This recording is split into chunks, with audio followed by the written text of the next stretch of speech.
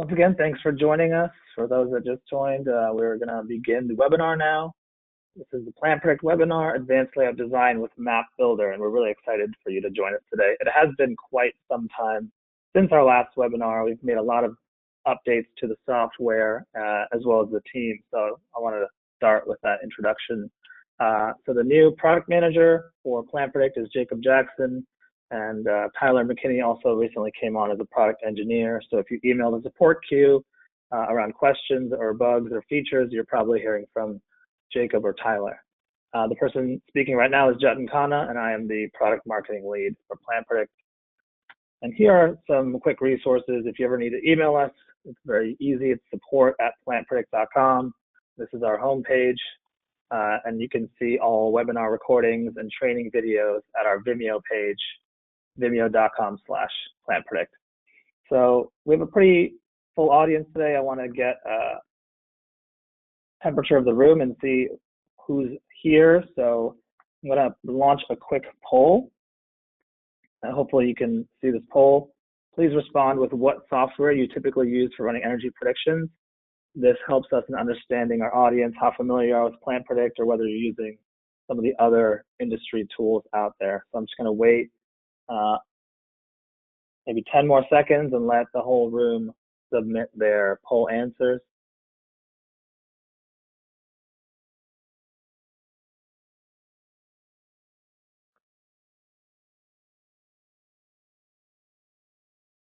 I'm just going to give 5 more seconds to let folks answer. Sounds like we have almost 90% response. And going to close now. So thanks for responding. I'm going to show the share the poll results. Looks like we have a pretty large percentage of PVSys users, which is not surprising, seeing as that has been the industry standard for energy prediction for quite some time. But great to see that we have a pretty strong PlantPredict user base here.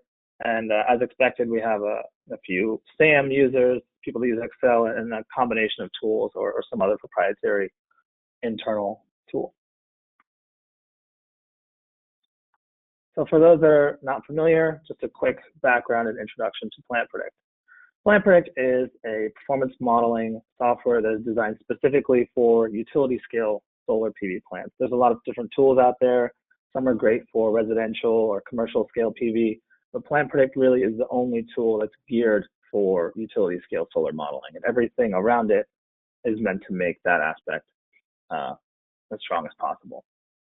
We're constantly updating with new features, and it's also based on the cloud, so you can share easily with your coworkers and your customers. We really pride ourselves on our simple and streamlined user interface. We've done benchmarking to other industry tools like PVSys and found that PlantPredict is at 75% faster than these tools at getting the same energy prediction results.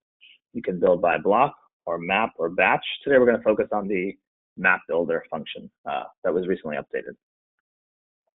And lastly, and most importantly, it has been independently reviewed by 4 of the leading global independent engineers, and it's been proven to be bankable with many hundreds of megawatts of PV, utility scale PV projects being financed and contracted using PlantPredict energy models.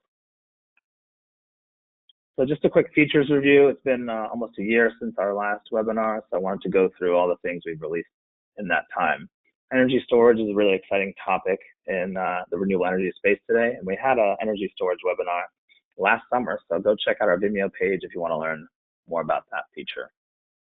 Bifacial solar panels are also a very hot topic today, and we recently released the ability to build bifacial modules and model this technology in your PV plant.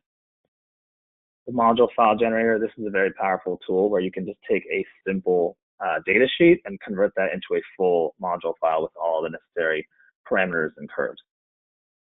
Expanded time series, also a fairly recent feature where instead of using just a standard algorithm for the whole year, you can put in the specific value for each hour of the year, whether it's an inverter D-rate or module surface temperature or a tracker angle. This allows you to get much more precise with your energy predictions. Electrical shading, this was released this year, and this allows users to model more accurately the specific shading from new cell types for silicon solar modules, such as half-cut cells and shingled cells. this really increases the accuracy of PlantPredict. And lastly, we recently did a component library update, and we're constantly trying to update our modules and our inverters and our weather files to be up to date with industry. So we have some high efficiency monosilicon panels, some bifacial panels, and the latest utility scale inverters that you can use. So what we've all been waiting for, the map builder, just a brief introduction. If you've ever run a prediction in PlantPredict, you'll see there's three main ways to create an energy prediction. You can build by the block, you can build on a map, and you can build a batch of predictions. So if you noticed recently, when you click build on a map, you have a lot more advanced features now. You can create a very complex layout. You can create setbacks and cutouts. You can use wetlands and flood hazards to determine where to build your solar PV site. You can even see land parcels. So it's a very powerful tool, and we're really excited to share it with you today. Before I hand off to Jacob, I just wanted to quickly share another poll to see if you're still paying attention. And it is, what software do you typically use for designing PV plant layouts? This helps us get an idea of what the industry is using for layout design, and hopefully by the end of this webinar, you will consider using PlantPredict to do some layouts and designing. So I'm going to give everyone 10 or 15 seconds to submit their responses. Looks like we're about halfway there.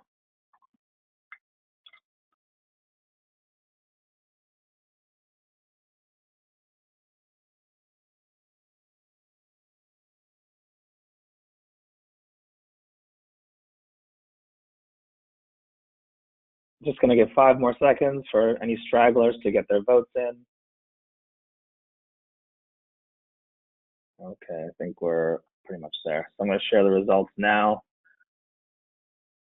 So not surprisingly, AutoCAD is a very popular tool. Looks like around half the audience primarily uses AutoCAD for PV plant layout design. A few using Helioscope and Sundat, which are very popular tools as well. And looks like the next biggest category is some sort of internal proprietary tool. So that's great to know that we have a pretty wide mix, but strong in AutoCAD here. And the hope is that by the end of this webinar, you can consider using PlantPredict to at least do an indicative early stage layout rather than doing a full engineering design. So now I'm going to hand it off to my co-presenter, Jacob Jackson, who's going to demo this cool new feature. All right, thanks, Jatin. Let me get my screen shared here. Share my screen. All right, so I believe that should be shown now. All right, thanks, Jatin, again. And thanks, everyone, for tuning in. As mentioned, my name is Jacob Jackson, and I'm the product manager for PlantPredict. And I'm very excited to show you our application and its new layout capabilities.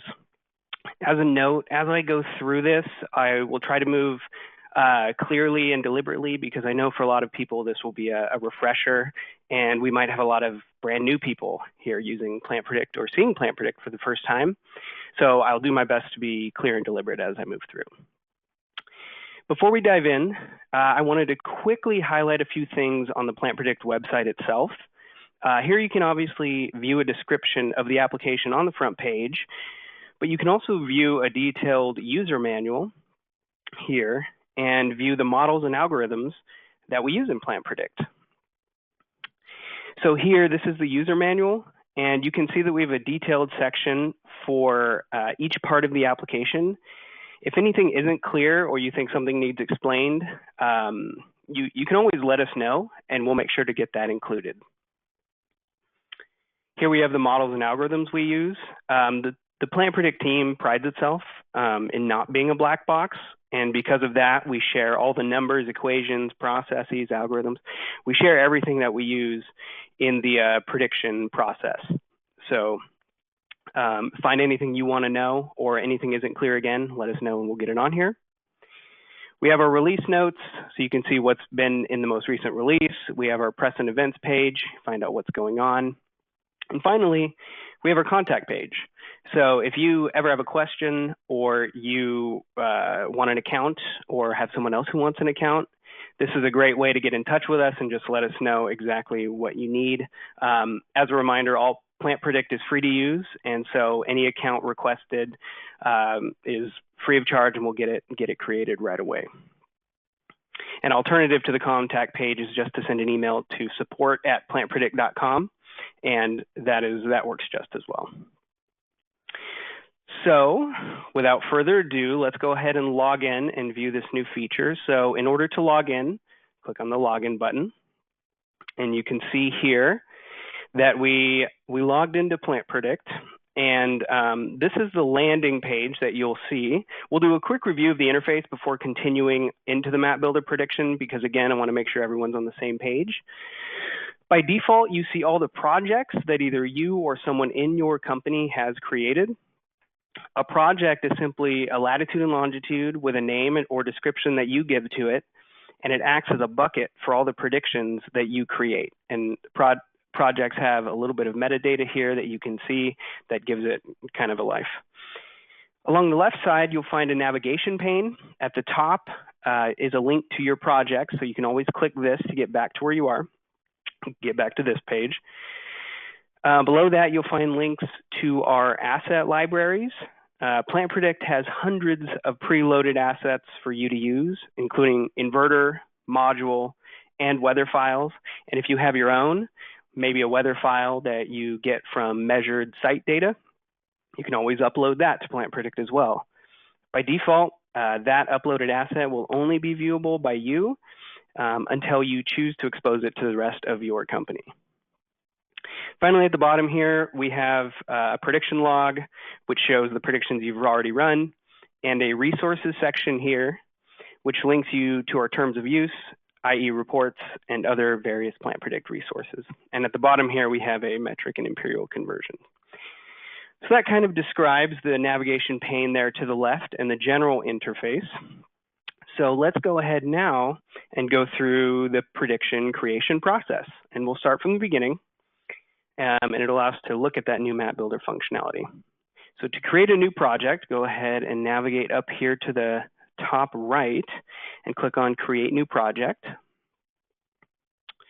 And so you see here, this is our Create New Project screen. You fill in a name and then either a location by specifying a city or region, or a direct latitude and longitude. So I'll go ahead and name this Map Demo 2019. And then I'll go ahead and enter in our latitude and longitude where we want to go. Let's go -11276. You can get as kind of granular as you want with the latitude and longitude. I went 2 decimal places here, and so you'll see after a few seconds, the locality appears here. And once that fills in, you know you are good to go. And then click Save New Project up here in the top right. All right, so now you've created a project within PlantPredict. Within that project, you can now create any number of predictions you want. And in fact, PlantPredict lends itself very well to efficient prediction creation and then prediction iteration. By using the clone feature. You don't see it here because we don't actually have any predictions yet, but it's a great way to create a prediction and then create an exact copy of that prediction with one click and then change 1 or 2 parameters and see the impacts. You can change the module, you can change some loss factors, but always keep that base prediction intact. But I digress. Let's go ahead and create a map builder prediction. So to create a new prediction, be it map builder or any other type, go ahead and click the Create New Prediction button here. So here, as Jutin mentioned earlier, you can see our 3 options for creating a prediction. You can build a prediction block by block, which is here. Build a prediction by specifying its layout, which is the second option here. And this is the one we are going to do today. And you can build a predictions base and then create a batch of predictions around parameters that you specify, up to 350 with a single click. So that's what we call our batch predictions. That's this option. We're going to go ahead and build on a map to demonstrate our layout feature. So let's go ahead and map layout demo 1. All right, so now we have map chosen. We have a name here. We can go ahead and click create prediction. It'll think for a second and spit you onto our prediction creation screen. So we won't go into detail on every single section here, just for time concerns. And the focus of the webinar today is on the map builder. But just to provide a high-level understanding of what each section does, environmental conditions up here allows you to specify weather data and time series. In the weather data, you can obviously choose your weather file. You can choose a preloaded weather file or upload your own. And you can also change parameters such as your albedo, your soiling losses, and if your project has a horizon line, you can specify that too. And the time series library here allows you the ability to specify variable values at every time step of the weather file for inverter D-rate, inverter set point, tracking angle, module surface temperature, and or plant output limit. So you can get really granular with those details. Here we have our power plant specification. So PV blocks and arrays is what we will be getting into. Energy storage here. This is allows you to attach an AC coupled energy storage system to your power plant. And then your system details and your model choices down here. These allow you to fine tune even more the prediction and the power plant. So if you need to change something like your transposition model or add a transmission line, you can do those in these two sections, along with many other things that you can tweak if you need to. All right, let's click on the power plant builder here, PV blocks and arrays, and get started creating our prediction and looking at the new layout functionality.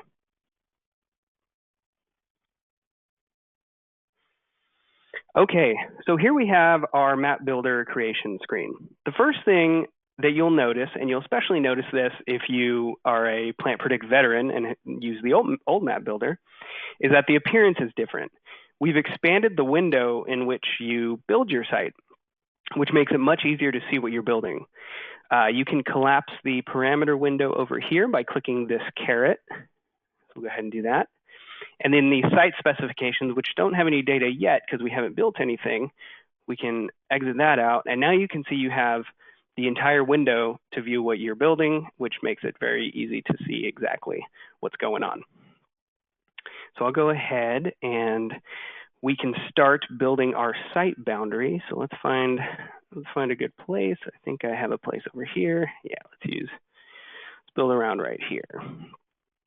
So the first thing that I'll show you is there are two ways to actually build a boundary. You can put a polygon onto the map by clicking this button here. Try to highlight it because I know the cursor can be hard to see sometimes. This is how it was done before, and it's very quick. It puts a polygon onto the map, and by default, that polygon is a square, and you can click on it and adjust the shape by clicking the nodes. And so that's great for a quick prediction, but it can get kind of hard when the boundary is more detailed and complex. So let's go ahead and delete that. And here's a delete button here. So the new way to draw a boundary is with this pencil. So go ahead and click that. And now you can see that your cursor has a little highlighted item on it. That means you are ready to draw the boundary. So let's go ahead and you draw it and you start making nodes by clicking. Click. All right, so now you have this line that has an origin where you clicked. If you click once, it'll make a new node. Let's go ahead and click that. Click. All right, now you can quickly see here that it becomes very easy to create a complex boundary. Now, when you get done and you're ready to finish the boundary, you double click. So that's how you end the boundary creation process. I'll go ahead and double click. All right, so now we have that boundary created. And now let's go ahead and say, maybe we have another little block up here. Let's create that. There we go. This one will be a square, and I'll go ahead and double click, and I finished. Okay, great. So now we have a good boundary drawn. Let's go ahead and specify our parameters. So if you remember, we collapsed our parameter window. So click on this caret. Parameter window comes back out. So first, you choose an inverter. Let's go ahead and choose an inverter.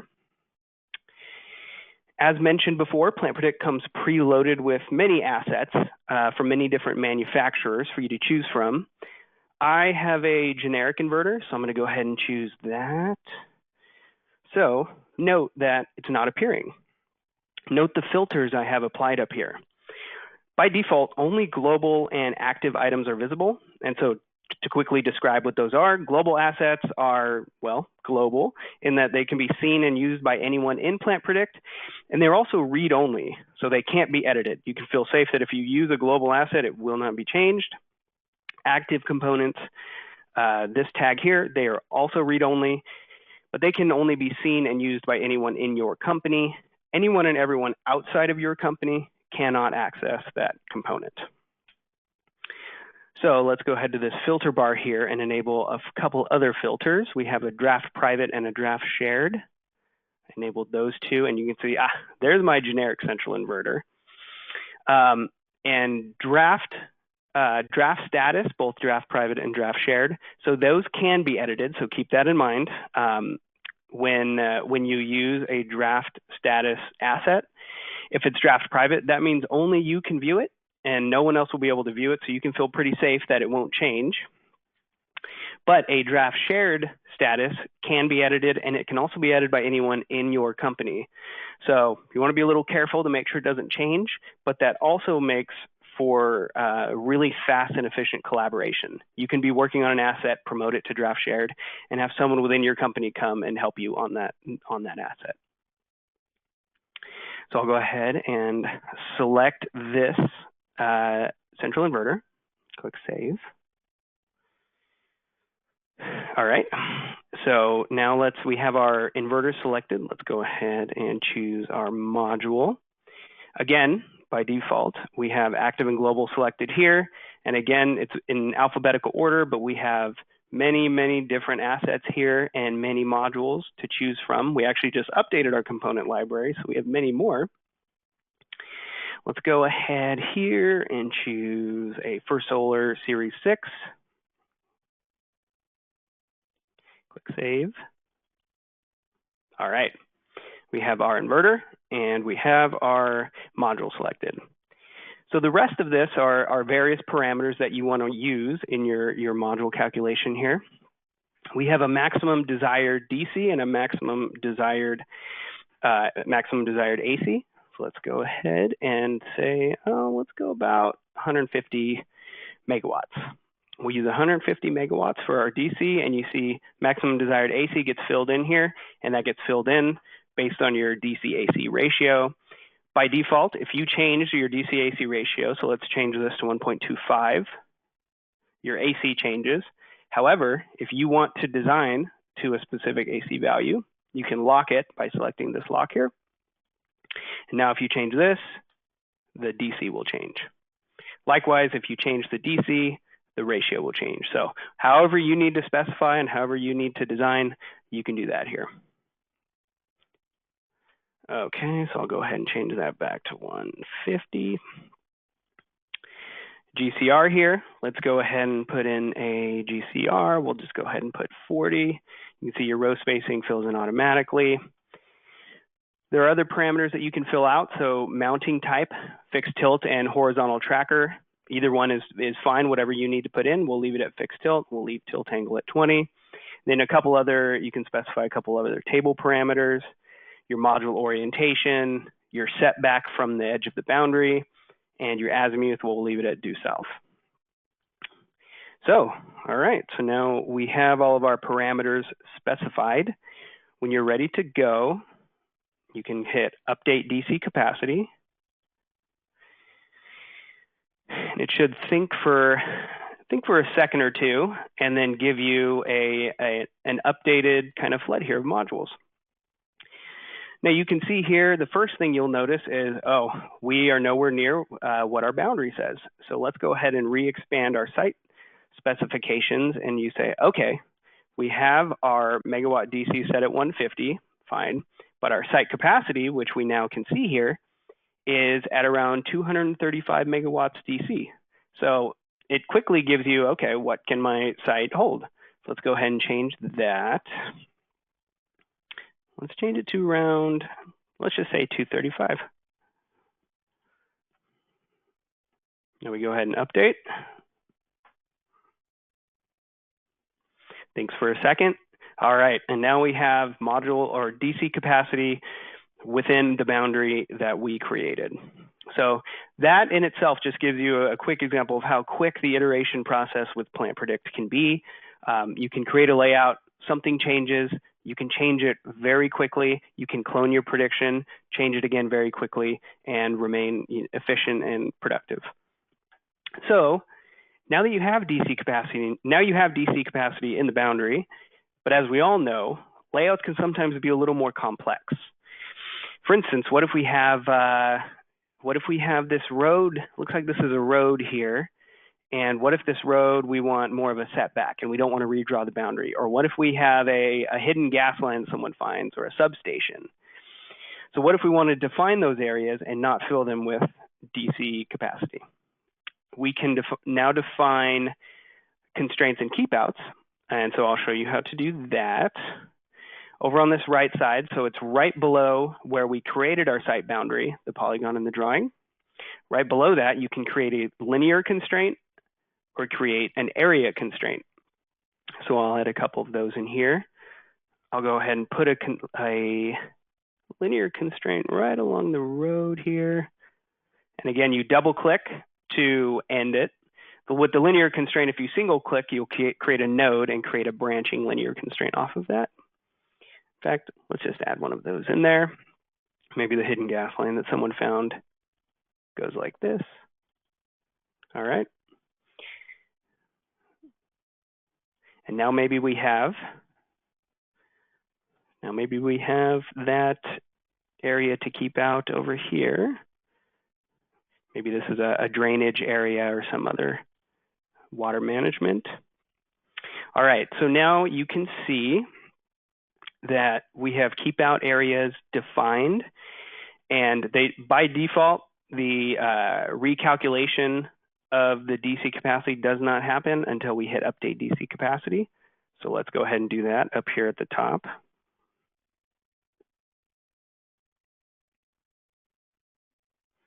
It'll think for a second. And great, you can see here now that we have these areas not included in our calculation. You can edit these, go ahead and click on one of them. You can edit these keep outs by clicking on one of them, and you can see here, you can specify a name. So let's call this keep out 1. See the label comes on here. You can change the setback if you want to. So let's really increase the setback here so we can see the effect of it. So you can see now we have our keep out with the setback selected. And if you want to, you can also change the color. So let's go ahead and change the color to a nice green and set that color. Awesome. And now if you click show all constraints, you can see this here. This is the one we edited. And now, if we wanted to, we could label these. In fact, let's just call these keep out 2, and then keep out 1. Great. So now we have labeled our constraints. So another new feature that I wanted to show you, and it is somewhat related to these keep outs because you can create constraints based on this new feature, is the ability to view wetland data. And I will say when I start this, the wetland data and then the flood hazard zones, which we'll talk about in a second, those are only available right now in the United States. So that's wanted to get that out there to start. So the button right below this parameter window is takes you to what we call our layers. So now we're in our layers, and before I touch on the wetland vectors that I just mentioned, I'll quickly mention that you can toggle on and off the DC flood if you want to. You can toggle on your site boundaries, and then you can also toggle on and off your constraints. So if you take off your boundaries and your constraints, you can see, okay, this is what my capacity would look like. We'll go ahead and put those in there, and the next thing we'll do is click on this wetland vector. So what this will do is it will put an overlay on the map that shows you where wetlands are in your site, in your project. So I'll go ahead and click that. And depending on the amount of data it's trying to pull, it might take a second. Okay, you see that didn't take too long there. So as you can see, the map builder comes with a layer showing the wetland areas, allowing you to build around them. If you click on these pluses, these give you a legend so you can see whether the wetland data is freshwater or riverine or anything of that sort. And so what this allows you to do is build around them if you want to. But however, sometimes an area might be filled with rivers and creeks or other winding wetlands, and it can be hard to accurately cover those with manual constraints. Like it can be hard to actually cover with a linear constraint this river that runs through here. So a very cool feature that's built in is can be shown by if you click on any of the wetland areas around like this, and then there's the ability to create constraint or create all constraints. So if you click on create all constraints, it will think for a second, and then the map builder will automatically create constraints in accordance with the built-in wetland layer. And now it will only create constraints. It knows when a wetland is outside of your boundary and within your boundary. So it will only create constraints when it's inside your boundary. So let's go ahead and click Update DC Capacity. It'll disappear for a second, think for a second, and now we have a lot more boundaries and constraints, so it takes a few more seconds, but again, you can see it doesn't take that long. And now we have automatically constraints built into our boundary, and capacity is not flooded in this area. So this is very useful in areas with a lot of wetlands and a lot of creeks and rivers, but you still are trying to get maybe in the American Southwest or a place where it's very verdant, green, and a lot of water there. Very useful tool there. And if you need to, you can toggle off the constraints. And now you can see very easily, let's toggle off the boundaries. And now you can see your capacity is defined around all of the constraints that we created. So I'll go ahead and toggle this wetland back off so that it's a lot easier to see. And now one other feature that's kind of related to water and wetland areas is the flood hazard zones layer, which is up here at the top. And again, we have a legend here that you can expand to see what exactly this means. But it's located there, and if you click to initiate it, you'll see that the map fills with an overlay containing information about flood hazards. So let's go ahead and click that. This one takes a second to fill in as well. So you can see, because we're in Arizona, and everywhere in Arizona is a flood, and seems like a flood hazard, our area does have some concerns. So we can see all this blue here is a 1% chance of annual flood. And then we have some other areas here, but this overlay is a very useful tool and allows you to know which areas are flood hazards and which aren't. And you can use maybe the local restrictions and regulations wherever you're building your site in combination with the flood hazards to make your decisions. Now, there isn't an automatic kind of constraint built into the flood hazards. This is something that you'll have to look at and kind of design around. So I'll go ahead and toggle that off. And yeah, so I'll zoom back out. So next, perhaps as you're building your layout, your team purchases more land, maybe a land parcel next to the current layout. And they want to create a prediction assuming that we are going to fill DC capacity on that parcel of land. So if you can see here, this is the final layer that we have here under the layers. So I'll go ahead and click on that and then give it a second. And you can see now that we have the entire map filled up with parcel area. So I'll go ahead and minimize that so we can see it. Cool. So each one of these is a parcel. And let's say your team purchased this square of land right here. Let's go ahead and click on that. Get rid of that so we can see it better. So here you have a bunch of metadata about this parcel. Let's go ahead and click Create Site Boundary. It's a built-in function. You can create a site boundary directly around a parcel.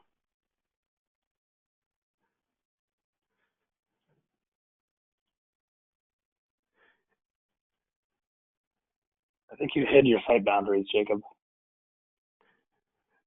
Got it. There we go. Make sure the right layers are shown. Great. So let's go ahead now and update the DC capacity.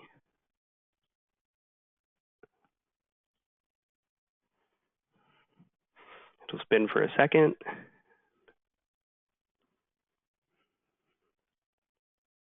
All right. So now we've added that ability. We've created boundaries around these parcels, and since we specified the DC capacity a while ago, we don't have quite enough to fill all of the boundaries, but that's okay because we can go back and add that if we need to. So now you've seen a lot of the new function and capability. We have parcels here. You can build around wetlands and view wetlands. The flood hazard zones, you can build around those depending on regulations and restrictions. And yeah, you can toggle these on and off. And yeah, it really makes building your layout and building your site quick and easy.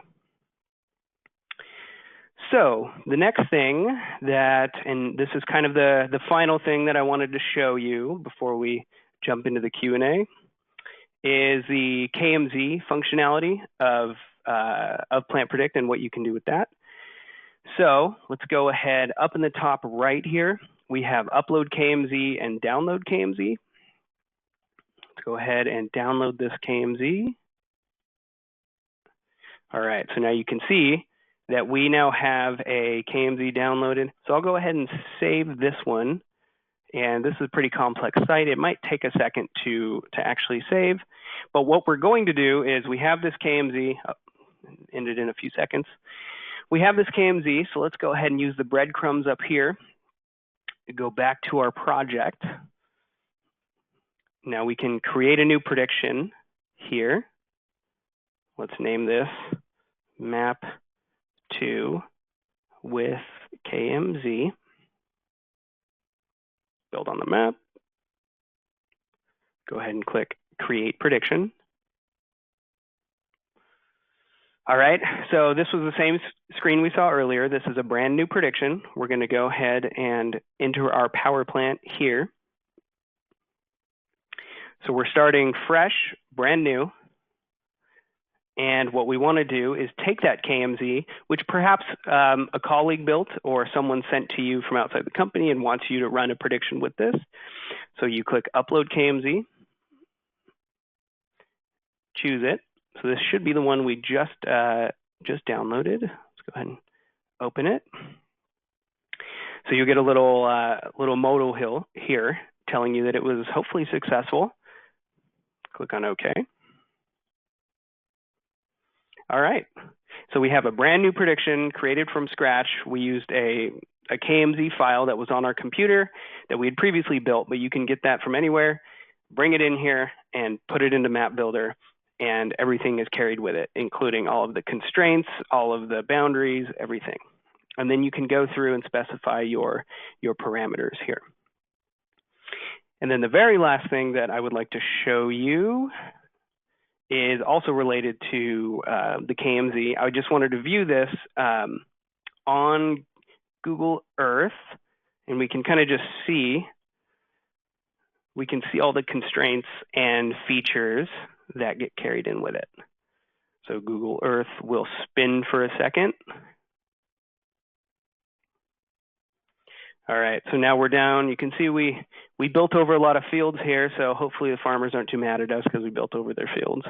But you can see that all of the capacity, all the constraints, everything is carried with it. You can expand here. Each way, and so the site boundaries, the constraints, and the DC features, you can toggle those on and off. The constraints, you can toggle those on and off. And finally, each subarray is also carried with it. Yeah, looks like this one's down here. So if you need to carry this with you, want to view this in Google Earth, you can do this. Everything is carried with it. All right, so I touched on most of the things that I wanted to touch on. I'm sure some things will come up in the Q&A. Last thing I wanted to say before moving to that Q&A is that this facelift, this upgrade to the map builder, it's not done. We're continuing to improve it, and we have such features as elevation data and user uploaded elevation data and topography. A realistic site view, so the ability to actually view this in 3D, we're working on that. We're working on many other features.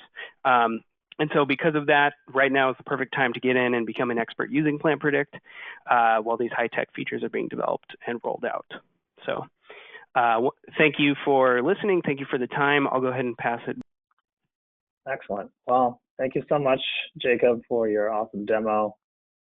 Thanks for everyone who participated and for asking our questions. If we didn't get to your question, we will do our best to answer it in a follow-up email.